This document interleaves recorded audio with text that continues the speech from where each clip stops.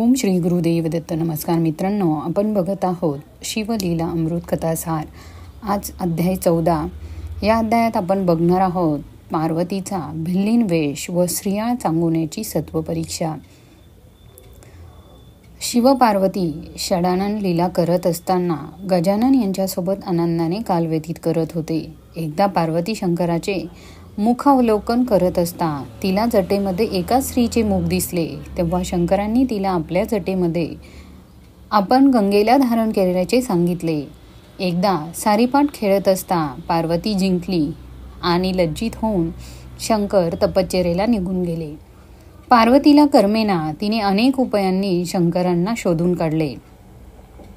तिने भिल्लिनीचे रूप घेऊन शिवाला मोहित केले व पुन्हा शिव पार्वतीचे मिलन झाले. श्रियाळ आणि चांगुनेची सत्वपरीक्षा. राजा श्रियाळ व त्याची पत्नी चांगुना परम शिवभक्त होते. शिवशंभूंनी त्यांची परीक्षा घेण्याच्या हेतूने त्याला त्याच्या मुलाचे मांस शिजवण्यासाठी सांगितले. श्रियाळचा मुलगा चिलया हा पण अत्यंत शिवभक्त होता. आनंदाने तो स्वतःचे मांस देण्यास तयार झाला.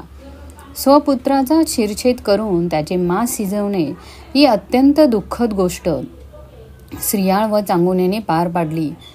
तरी अतिथिरूपी शंभो हे काही केल्या जेवेना.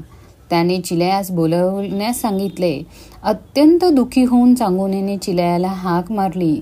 त्याचबरोबर तो हसत हसत समोर आला. दोघांनाही आश्चर्य वाटले. आपले अतिथी रूप टाकून शंभोंनी आपले खरे रूप दाखविले. त्यांच्या शिवभक्तीवर प्रसन्न होऊन शिवाने त्यांना शिवलोकी हे घेऊन गेले. शिवलीला अमृतचा हा 14वा अध्याय म्हणजे 14 विद्यांचे सार आहे. या ग्रंथाचे जो कोणी श्रवण पठण करेल त्याला आरोग्य ऐश्वर्य प्राप्त होते. सर्व दुःखे हे नाहीशी होतात आणि अंती शिवलोक प्राप्त होतो. शिवमंत्र, रुद्राक्षधारण, रुद्राध्याय, प्रदोष, शिवरात्री, भस्मधारण, शिवकीर्तन या सर्व मार्गाने नेहमी शिवभक्ती करावी. हा ग्रंथ जो कोणी भक्तीने श्रवण पठण करेल त्यात शिवशंभोची कृपादृष्टीही लाभेल.